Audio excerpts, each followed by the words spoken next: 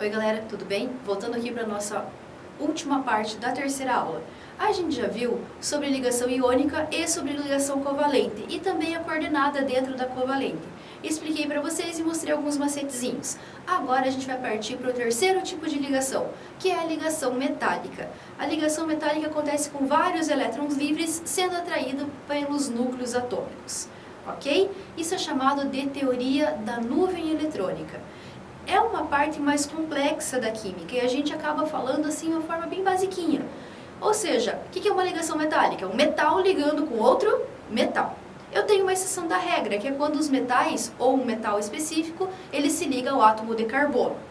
Ok? Eu vou mostrar para vocês aqui algumas das ligas metálicas mais importantes que existem e vou falar sobre algumas. Então acompanhem comigo lá no slide. Olhem lá.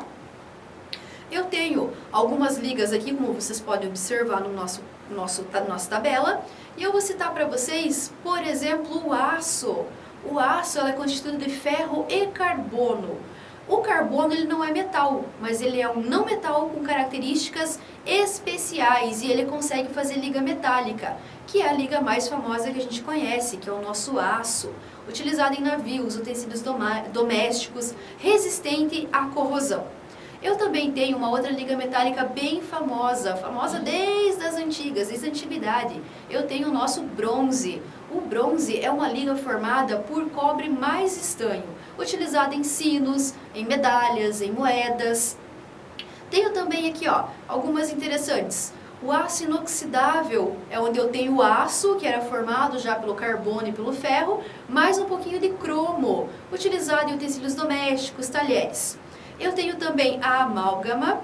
A amálgama, ela é conhecida também como amálgama dentária. Quem já fez obturação sabe que pode ficar aquela marquinha lá onde foi reconstruído a parte cariada, fica uma marquinha prateada, que aquilo lá é um pouquinho de mercúrio que tem lá, porque afinal a amálgama é formada por mercúrio, prata e estanho. Hoje em dia já é feito com outras coisas, né? Mas quem tem esse tipo de obturação, né? Esse tipo de sistema feito no corpo, vai saber e já viu isso. Eu posso ter também o ouro 18 quilates, que é uma mistura de ouro com cobre, utilizado em joias. Ou seja, as ligações metálicas, voltando aqui para mim agora, acontecem entre metais. E eu posso ter várias ligas, dentre as mais famosas o bronze e o aço. Correto, galera? Vou tocar em frente aqui no nosso conteúdo então, só vou trocar de slide. Isso. Vistas as ligações, agora a gente vai estudar a estabilidade das moléculas.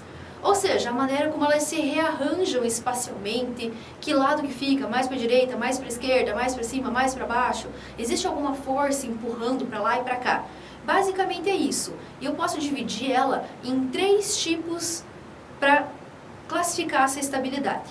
Eu posso ter, conforme lá no nosso slide, a geometria molecular, a polaridade e as forças intermoleculares. Volta para mim. A geometria molecular é o arranjo no espaço que esses átomos estão fazendo. Depende da quantidade de elétron que eu vou ter fazendo par eletrônico ou não. Depois eu mostro para vocês lá na folhinha, tá bom? Eu tenho a polaridade. A polaridade, ela acontece sempre nas ligações iônicas, porque eu vou ter um mais e um menos. É o polo positivo e um polo negativo. Um cátion e um ânion. Mas essa polaridade ela também pode acontecer nas ligações covalentes. Nas ligações covalentes eu tenho compartilhamento, ninguém perde, ninguém ganha. Mas mesmo assim eu vou ter um átomo que ele vai ter um pouquinho mais de força que o outro átomo. Tem a ver com a disposição dele na tabela periódica. Aquele que é mais eletronegativo, aquele que tem a maior tendência de ganhar elétrons, aquele que tem mais sinalzinho de menos. E por fim eu tenho também as forças intermoleculares, que dependem da polaridade, se eu tenho polo positivo, polo negativo. Tudo bem? Vou passar um esqueminha aqui para vocês, acompanhem no slide comigo.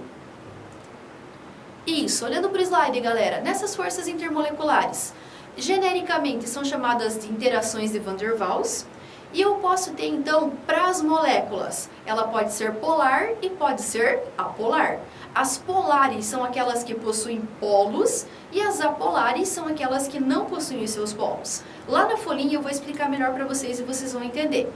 A apolar, ela é chamada de dipolo instantâneo, dipolo induzido, E a polar, que é aquela que tem dois polos, um positivo e um negativo, um com tendência maior de ganhar e um com tendência maior de perder. Eu vou ter dipolo e eu vou ter também as ligações de hidrogênio. Correto? Agora a gente vai partir para a nossa folhinha para explicar para vocês como é que funcionam algumas dessas coisas. Beleza? Já vamos para as folhinhas e a gente vai chegar daí no final da nossa quarta aula, da nossa terceira aula. Falando agora novamente sobre as forças intermoleculares.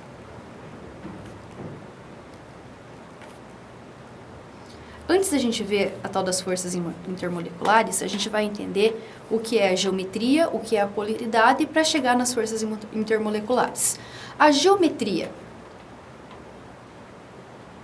tem a ver com a quantidade de elétrons na última camada e como se forma uma ligação. Por exemplo, eu vou dar só um exemplo e não vou me aprofundar muito no assunto. Eu vou pegar aqui a nossa molécula de água, H2O, um átomo de oxigênio e 2 átomos de hidrogênio, igual a gente já tinha aprendido antes, lá com a fórmula de Lewis. O hidrogênio tem um elétron na sua única camada, cada um deles, né?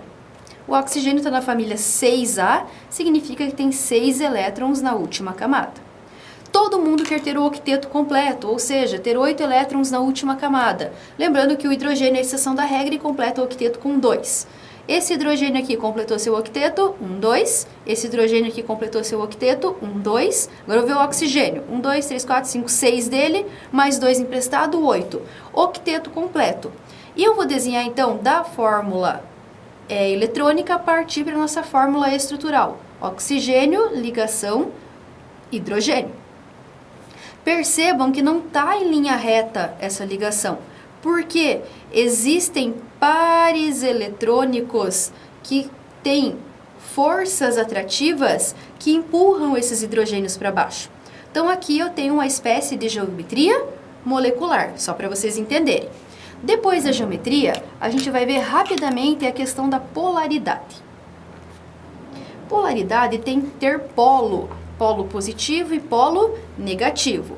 No caso das ligações iônicas tipo NaCl, o sódio é mais porque perde seu elétron e o cloro é menos porque ganha um elétron. Então aqui o polo é bem evidente na nossa ligação iônica.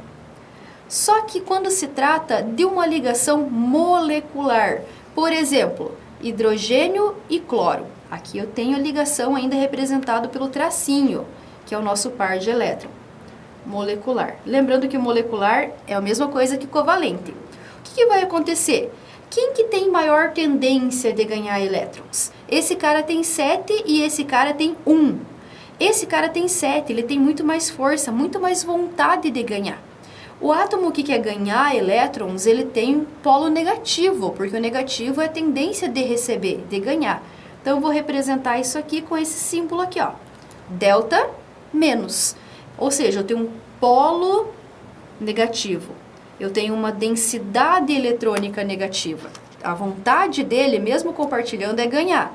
E esse cara, mesmo compartilhando, a vontade dele é perder. Então, eu tenho um polo positivo e um polo negativo. Portanto, eu posso chamar essa molécula aqui de polar. Ela possui 2 polos. Agora, eu vou pensar em outra molécula. Eu vou pensar aqui, gás hidrogênio. H ligado com H. Aqui eu tenho um elétron, aqui eu tenho um elétron. Eles são iguais, então não tem um querendo ganhar e um querendo perder. Então, ele não tem polos. A gente chama isso aqui de apolar. Correto? Bem a grosso modo e bem simplesinho. Polo, positivo e negativo, e apolar. A significa sem. Então eu não tenho polo, porque eles são iguais. A partir dessa questão de polaridade, quem tem polo, quem não tem, a gente vai entender como é que vão funcionar as nossas forças intermoleculares, que é aquilo que eu escrevi primeiro pra gente. Essas forças intermoleculares dependem de quem é polar e de quem é apolar. Então vamos lá. Nas moléculas que são apolares, igual estava escrito lá no nosso slide, essas moléculas apolares, a gente chama ela de ligação de polo instantâneo de polo induzido. Então, vamos lá. Dipolo instantâneo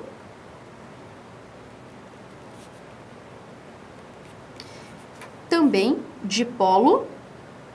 Opa, escrevi errado, né? Dipolo induzido.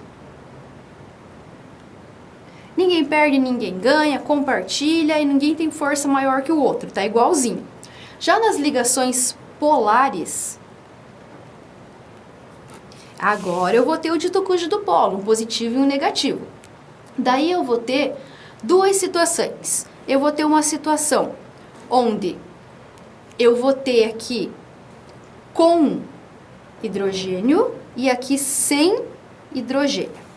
Esse sem hidrogênio significa que o meu átomo de hidrogênio ele não se liga nem com oxigênio, nem com nitrogênio, nem com o flúor. Então eu vou ter um momento, uma força intermolecular que eu chamo de dipolo, correto? E aqui é quando eu tenho meu hidrogênio de fato ligando com oxigênio ou com nitrogênio ou com o flúor. E o nome disso aqui vai ser ligações de hidrogênio, que também podem ser chamadas de pontes de hidrogênio, beleza? Deixa eu colocar aqui, ó, pontes de hidrogênio. Só reforçando que as nossas forças intermoleculares também são chamadas de ligações de Van der Waals, beleza? Terminamos essa parte então aqui da nossa quarta aula, galera. Desculpe, da nossa terceira aula, galera. Ok? Lembrando de todas essas características que a gente viu em primeira, segunda e terceira aula, a gente vai partir para o nosso próximo passo, que são as funções inorgânicas. Correto? Então, partiu quarta aula. Tchau, gente. Até!